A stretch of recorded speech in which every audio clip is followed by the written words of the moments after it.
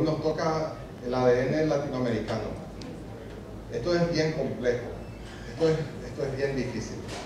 Y le pido a Dios realmente de su gracia y su favor para que esto pueda descargarse con con facilidad en los próximos 45 minutos que vamos a aplicar a esto. ¿Okay?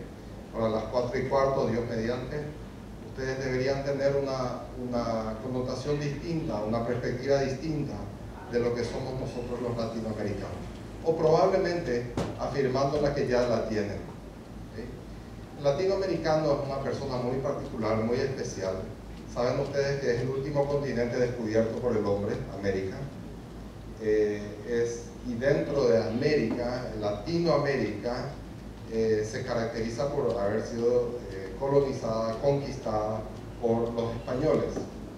Yo vengo de un país donde ocurrieron cosas realmente muy raras, ocurrieron cosas que no ocurrieron en otros países. Por ejemplo, ¿alguno de ustedes sabe de un país en América Latina en el que no haya habido una guerra de independencia?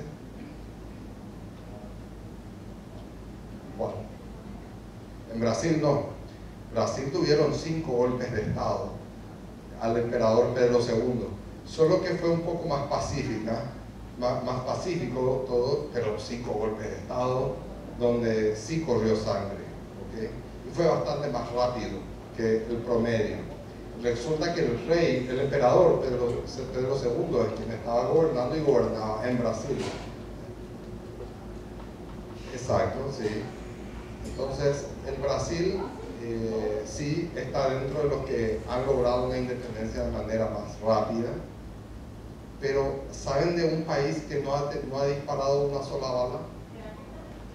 ¿Costa Rica? No. Paraguay, obviamente. Por descarte. ¿Perdón? No, por descarte, Paraguay. Por descarte. Bien, el 11 de mayo de 1811 el Paraguay dice: quiero ser independiente. Rodeó una plaza con cañones y el hombre que estaba a cargo dijo: bueno, no solo sean independientes, además son inexpertos, ¿qué les parece si les ayudo? Y se armó una junta de 3 personas, donde una de ellas era el español que gobernaba antes, y nos asistió durante un año hasta dictar nuestra propia constitución. ¿Qué opinan? Suena muy fácil, ¿cierto? Para hacerlo difícil, nuestro día de la independencia hicimos que sean 2 días y no uno, el 14 y 15 de mayo, porque ocurrió de madrugada. Arrancó a las 10 de la noche, terminó a las 2 de la madrugada. Entonces se tomó 2 días, es lo más difícil que tenemos nuestra independencia.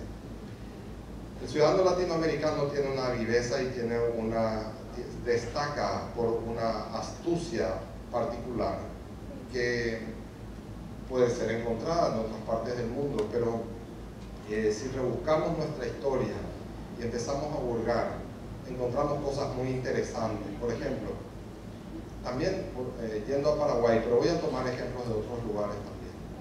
En Paraguay llegan los españoles, empiezan a poner un pie en la tierra y ellos sacan una cédula real escrita en Reina Valera 1400, ¿okay? Y ellos dicen en esa cédula real: hey, ustedes habitantes de esta tierra, a partir de este momento reconozcan a su majestad la reina como suprema de este territorio, como autoridad y como propietaria. Quien está de acuerdo con eso se arrodilla y jura lealtad, y quien no se retira o pelea. ¿Qué creen ustedes que hicieron los guaraníes? No entendieron ni jota, no entendieron nada. No había forma de entender un mensaje de ese tipo. Entonces lo que ellos hicieron fue algo así como esto, pero en aquel entonces fue un gesto de: no entiendo, ¿quién sos vos? ¿Qué estás haciendo acá? Entonces los españoles, que realmente eso buscaban en gran parte porque lo tuvieron en otros lugares, se retiraron, fueron al barco, dispararon sus cañones, murieron unos indios y se acabó la conquista del Paraguay. ¿Por qué? Porque el cacique guaraní dijo en ese momento: esto que suena fuerte duele, y además de doler resulta que parece como útil, no para nosotros ni contra ellos, sino contra los payaguás. Los payaguás eran los eternos enemigos de los guaraníes y también son ancestros nuestros. Entonces, los payaguás eran más altos, más fuertes, nadaban mucho más lejos, remaban mucho y eran muy buenos con las lanzas y vencían a los guaraníes en las batallas. Era una tribu casi indomable por los guaraníes. Deben saber ustedes que los guaraníes se extendieron desde el Caribe hasta casi Tierra del Fuego. ¿Okay? Pero ¿qué ocurrió? Este cacique dice: basta, dejen de disparar. Y por favor, imagínense este diálogo. ¿Cómo lo hacen? ¿Cómo realiza este diálogo? En un idioma autóctono, indígena, contra el español de aquel entonces. Él comienza a hablar y logra lo siguiente. Primero, que pare el fuego. Segundo, que vuelvan, que desembarquen de nuevo, se establezcan y conversemos. Y llega a este acuerdo. Antes que nada, la tierra es de ustedes. Todos de ustedes. Segundo, ¿quién es esa reina? No sé ni me importa, pero me rindo. Tercero, para usted, comandante, que en guaraní se dice Burubisha, para el Burubisha, 6 mujeres. Y para cada uno de sus hombres, 2. Eso mismo dijo el Burubisha. ¡Wow! Ellos no podían creer. Nos rendimos sin qué ni para qué. No hubo ningún tipo de violencia. Nadie dijo nada, nadie se protestó ni se quejó. Los españoles dijeron: acá puede haber una conspiración, nos están dejando entrar para comernos vivos después, etcétera, etcétera. No pasó jamás nada de eso. Tuvieron sus 6 mujeres, sus 2 mujeres, hasta el sacerdote que venía con ellos, porque ellos no podían diferenciar el oficial del clero. Entonces entregaron mujeres aquí y allá, pero empezaron las condiciones. Muy bien. La cría de ustedes, los hijos de ustedes, van a quedar con la mamá durante los primeros 5 años y luego serán entregados al ejército. 1. 2. Los hijos de esa junta entre tu soldado y mis 2 mujeres, sus hijos, van a llevar nombre español. 3. Van a aprender a leer y escribir. 4. Porque ellos vieron el papel donde se leía la cédula y ellos dijeron: esto ellos tienen que entender. Lo cual pareció muy lógico al español, porque ellos, el argumento indígena fue: ¿para qué gastar balas por el solo hecho de que no te entiendo? Si yo te entendiera, no necesitaría los cañonazos. Entonces enséñame a leer y a escribir. Bien. Siguen unas cuantas condiciones más, muy pocas. El tema es que al quedarse el niño hasta los 5 años con un nombre en español, un nombre español, y aprender a leer y a escribir, y la última condición fue que aprenda el uso de las armas, porque era adoptado luego al ejército con 5 años.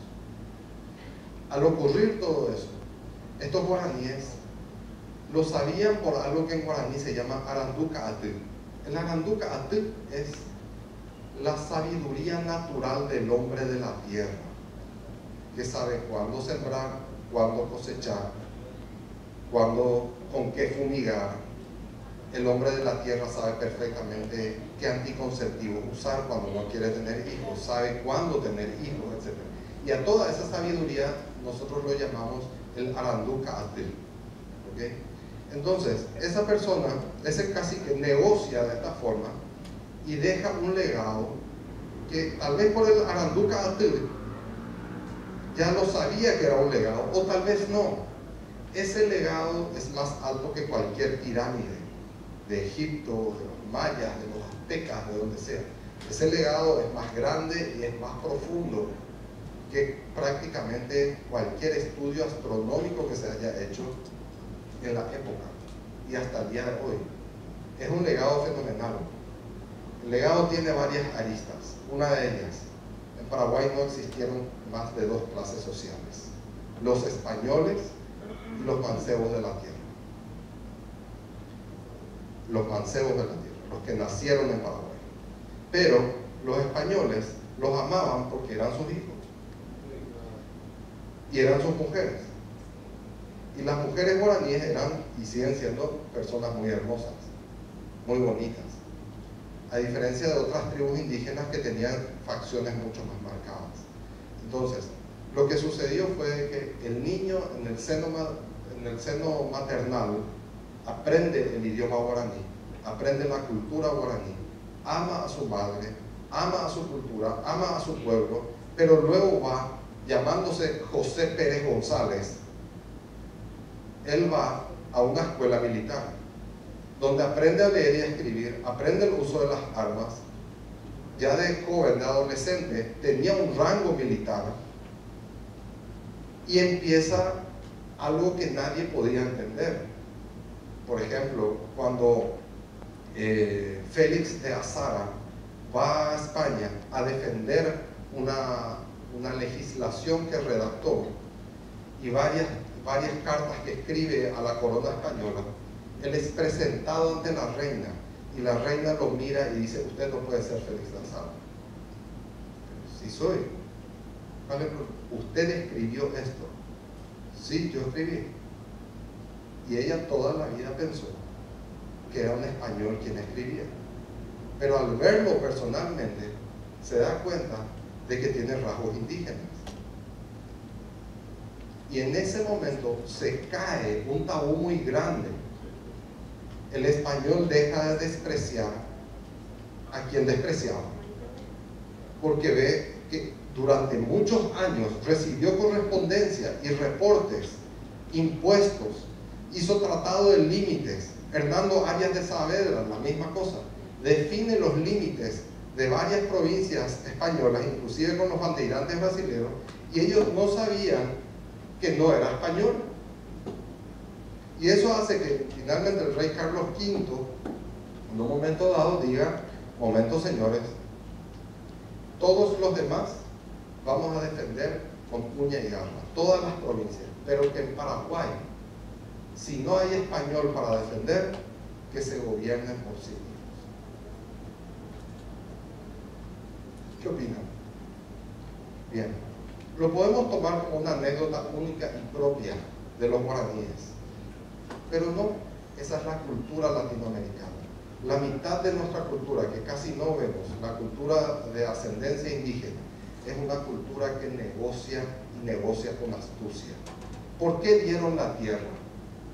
¿Saben ustedes eso? ¿Por qué rindieron la tierra? ¿Perdón? ¿Para ponerla productiva? No. Porque para ellos pelear por la tierra era absurdo. Es como que venga alguien y diga: todo este oxígeno es mío. Para ellos la tierra no es de ellos. Y ellos dieron algo que no les pertenecía, que no tenía valor. Además, los guaraníes migraban de una zona a otra dependiendo del clima. Entonces ellos saben: hoy aquí hace calor, está muy lindo, muy agradable, pero mañana yo no voy a estar aquí, yo quiero esta tierra. Adelante. ¿Qué problema hay? ¿Ok? ¿Por qué dieron a sus mujeres? Porque eran insoportables. No. Dieron a sus mujeres porque la mujer latinoamericana es brava, es valiente. La mujer latinoamericana pelea, da batalla, ¿ok? Y en las buenas y en las malas. Es decir, ellos confiaban más en las habilidades de sus mujeres en la carpa que en las habilidades de los hombres fuera de ella.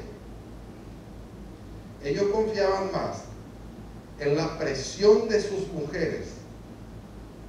Esa presión, no sé si alguno aquí conoce, ¿verdad? ¿Y cómo vas a hacer para cubrir ese cheque mañana? Y ya no dormís toda la noche. ¿Ok? Tu hijo pide tal cosa, ¿qué vas a hacer? ¿Cierto? Yo creo que deberíamos ir de vacaciones este año a la isla Margarita. Van a ir. Ese viaje está hecho. ¿Es así o no? Bien. A ver, lástima que no está nuestro hermano chileno aquí. Pero la mujer chilena, esa es de temer. Si a ellas la mandaban a jugar en la selección de fútbol, hubiesen ganado hace rato la Copa América. No iban a tener que esperar 100 años. ¿Ok? Voy a hacer una excepción con los argentinos. Porque resulta que el mexicano proviene de los aztecas, el peruano de los incas, en Guatemala vienen de los mayas, ¿cierto? El brasilero viene de los tupíes, el paraguayo de los guaraníes y el argentino desciende del barco. El argentino descendió del barco porque es prácticamente una comunidad 100% inmigrante. Me corrige, es así, ¿ok? Ya eliminaron a sus indígenas antes de que vengan, antes de que lleguen más o menos. De hecho, los paraguayos fundaron Buenos Aires. No sé si usted sabe esa parte de la historia. 53 paraguayos fundaron y luego la refundaron. Me permite un segundo. Entonces, ¿qué pasa? Cuando las mujeres toman el control de una situación complicada, se produce un modelo bíblico.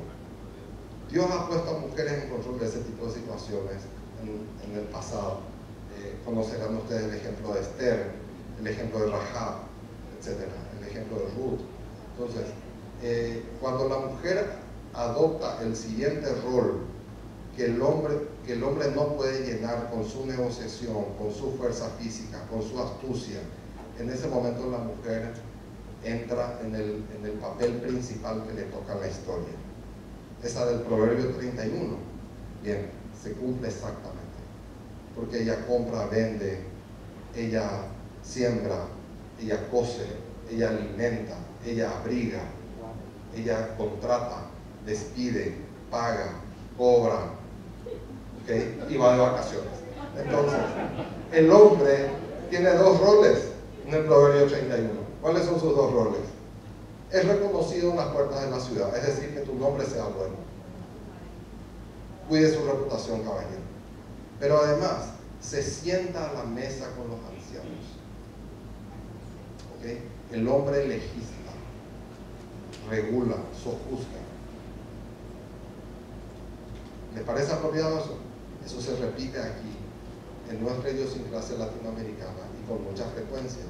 Eso se ve en muchos países. Ahora, si somos todo eso, ¿por qué estamos como estamos?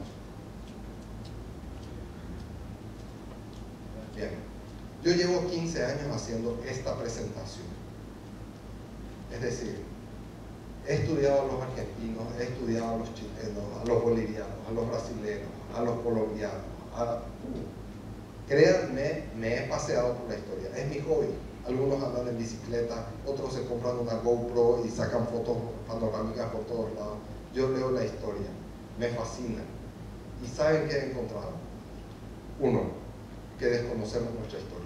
Dos, que desconocemos nuestra identidad. Tres, fabricamos una identidad que nos lastima, porque somos nocivos contra nosotros mismos con lo que sacamos de nuestra boca. Mandé a hacer un video con un extracto de todas las personas que hemos preguntado algo tan simple como ¿cómo es el peruano? ¿Cómo es el ecuatoriano? ¿Cómo es el colombiano? Me faltó solamente personas de Guyana, de las Guyanas. No las he conseguido. Pero que tampoco son una facción muy representativa de Latinoamérica. No sé si coinciden conmigo. Bueno, bien. Pero sí, he entrevistado a uruguayos, a brasileños, a argentinos y por supuesto a paraguayos. Yo muestro el video donde hablan del paraguayo y se los voy a mostrar ahora. La pregunta es muy simple. Hola, ¿cómo es el paraguayo? ¿Cómo crees que es el paraguayo? Y escuchamos. Se los voy a traducir algunas palabritas que están en guaraní. Algunas no son traducibles. ¿Ok? ¿Quieren escuchar? Y les voy a explicar después por qué solo les muestro lo de los paraguayos.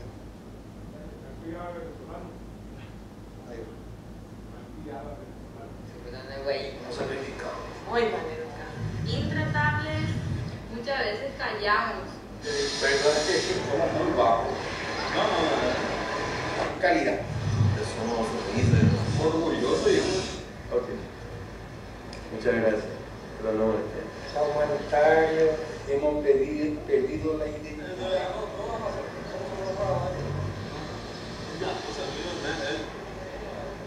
Los urbanos. Somos muy afectuosos. Muy conformistas somos los paraguayos. Yo creo que irresponsables. Como muy irresponsables. trabajar a medias o si no, no hacer. Los paraguayos sin barete. Los paraguayos siempre hacemos una cosa de ahí y lo dejamos en los pares.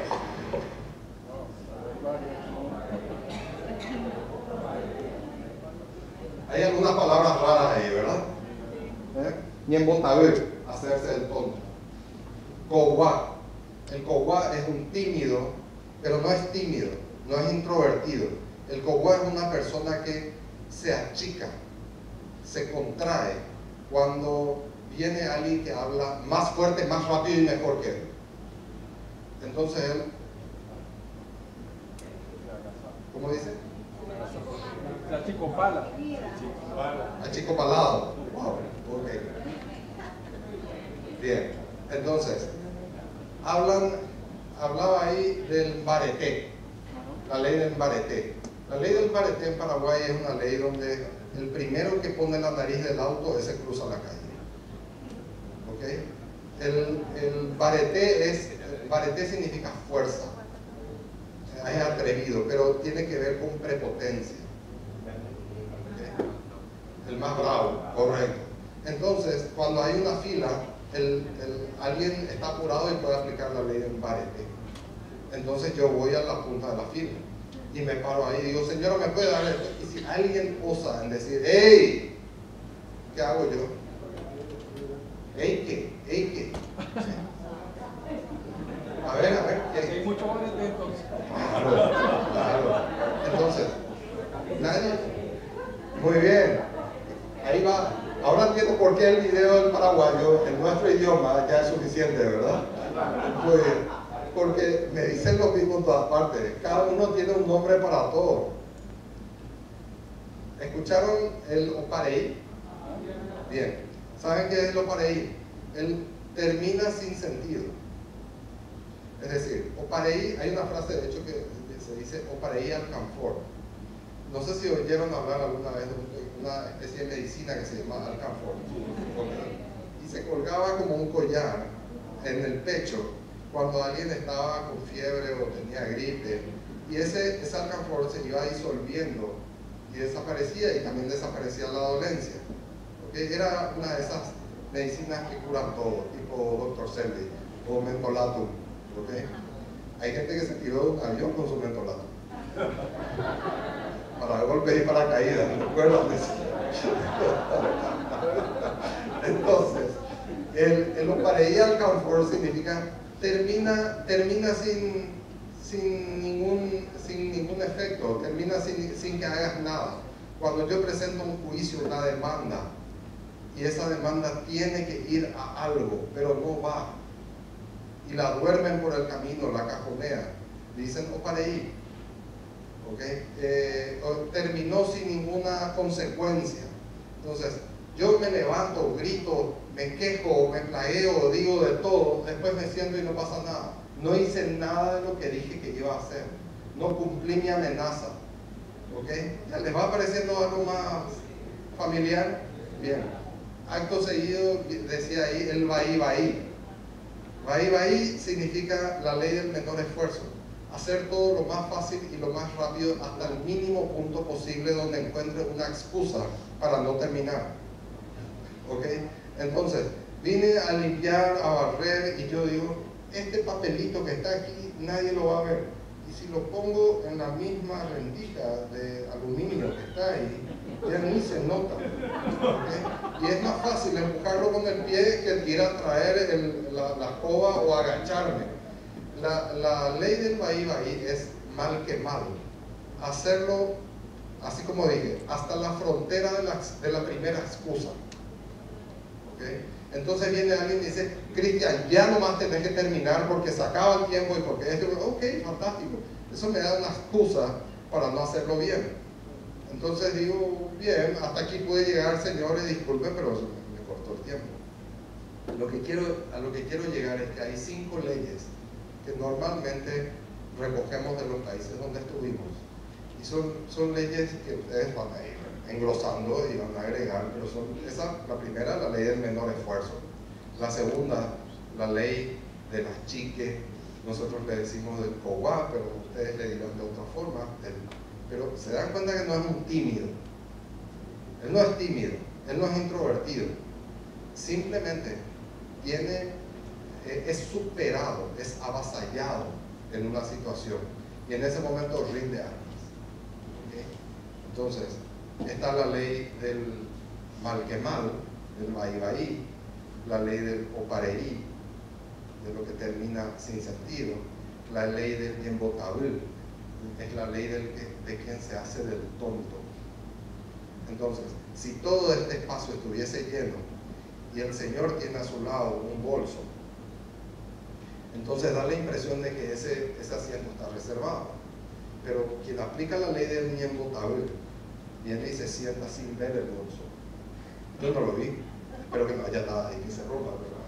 Entonces yo me siento encima y él dice: hey, esto está, ahí está mi bolso. Ah, no lo vi. ¿Y quién es?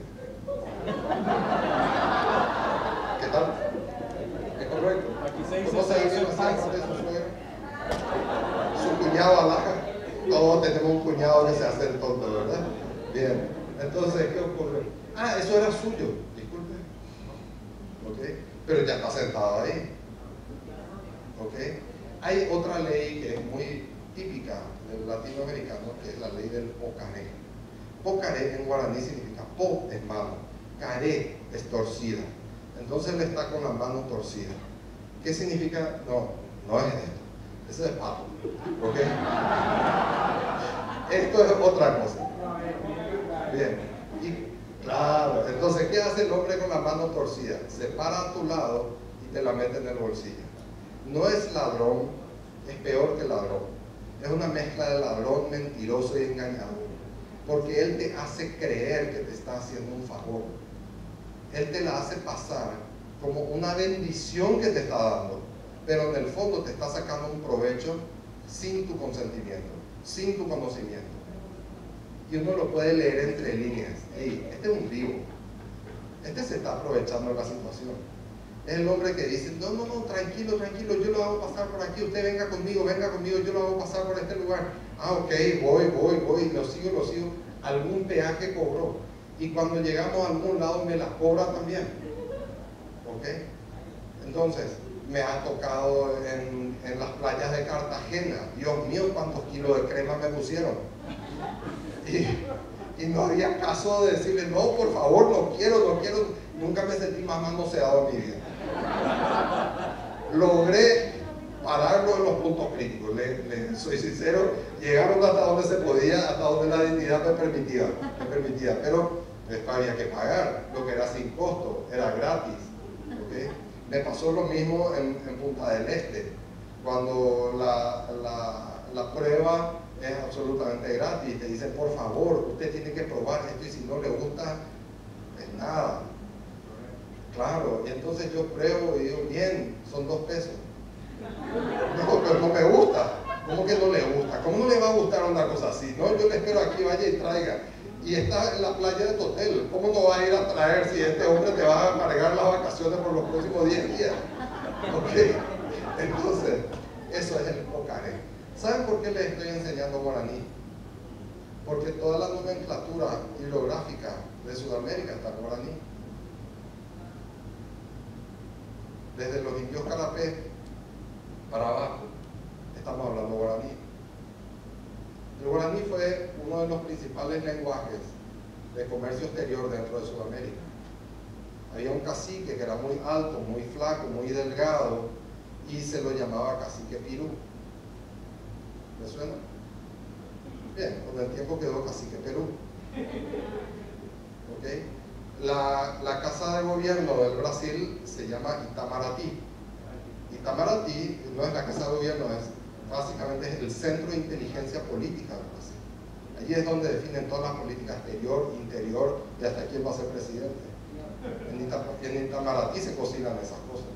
Entonces lo que ocurre es que Itamaraty viene del guaraní, significa piedra blanca. Si ustedes googlean de qué está hecho Itamaraty, van a ver que es mármol blanco. Totalmente. ¿Okay? Y así podemos seguir con una serie de ejemplos en la Argentina, en el Uruguay, en Chile, ya no me da el tiempo, pero nosotros hemos puesto nombre a unas cuantas cositas. ¿De qué te sirve el nombre? ¿De qué sirve poner nombre? De nada. Pero podríamos ponernos de acuerdo en algo. Nosotros no somos Owa. Nosotros no hacemos las cosas ahí. No nos hacemos del Niembotable. Nosotros no aplicamos la ley del Mbarete ni la ley del Niembotable. Nosotros nos comportamos así. Es decir, no somos mentirosos, no somos puercos, no somos ladrones, no somos intratables, nos comportamos así. Y una cosa es el comportamiento y otra cosa es la identidad. La identidad de una persona va mucho más allá de su comportamiento. Pero cuando yo programo el comportamiento puede pisotear la identidad. ¿Okay? La identidad del ciudadano latinoamericano es una identidad astuta. El latino es una persona sumamente versátil, es capaz de levantarse de situaciones sumamente adversas, pelea contra todo lo que le conviene y si no le conviene no pelea, porque tiene la conveniencia por encima inclusive de sus principios. Por eso el latino redacta sus principios sobre su conveniencia, sobre la base de la conveniencia. Parece medio contradictorio, pero nosotros primero establecemos lo que nos conviene, luego establecemos nuestros principios. Están sonando todas las alarmas allá. Me están pidiendo de todas las formas que termine de una vez por todas. Y me encantaría darle más y más ejemplos, pero quiero dejarles con esto. Cuando un pueblo es monoteísta, sin que nadie le haya hablado de un solo Dios, algo raro hay. Si a ese Dios le llaman Ñandeyara, Ñandeyara significa nuestro dueño. ¿Okay? Y al hombre le llaman Cuimbaé y a la mujer la llaman Cuñá. Por eso habrán escuchado una música paraguaya que dice una noche tibia, correcto, lago azul, rey Pacaraí, y más adelante menciona la palabra Cuñataí. Cuñataí significa señorita, ¿ok? Pero Cuñá es mujer, Cu es lengua, Ña es diablo. Mujer en guaraní se dice la lengua del diablo, ¿ok?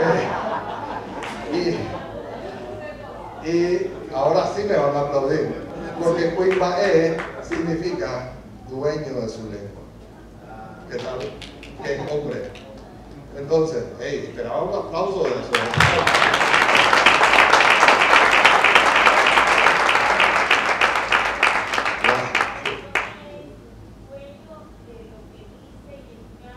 De lo que calla, correcto. Entonces, ¿qué sucede? Eso, esclavo de lo que dice y dueño de lo que calla. ¿Qué sucede? La palabra del muerto, ¿qué? Sí. Ok. No entendí, pero bueno. Después me explica.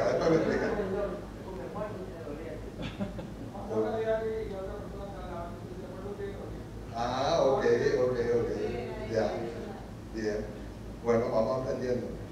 Entonces, ¿qué significa esto? Separemos nuestro comportamiento de nuestra identidad. La identidad que Dios nos dio es mucho más sólida, es mucho más profunda y es mucho más útil que el comportamiento que hemos adoptado. Algunas personas me dijeron aquí, esta es otra Venezuela. Y yo les digo, este es solo otro comportamiento. El comportamiento se educa, la identidad se hereda, la identidad está y somos una nación fuerte, grande y poderosa. ¿Ok? Tengan muy buena tarde y que Dios les bendiga.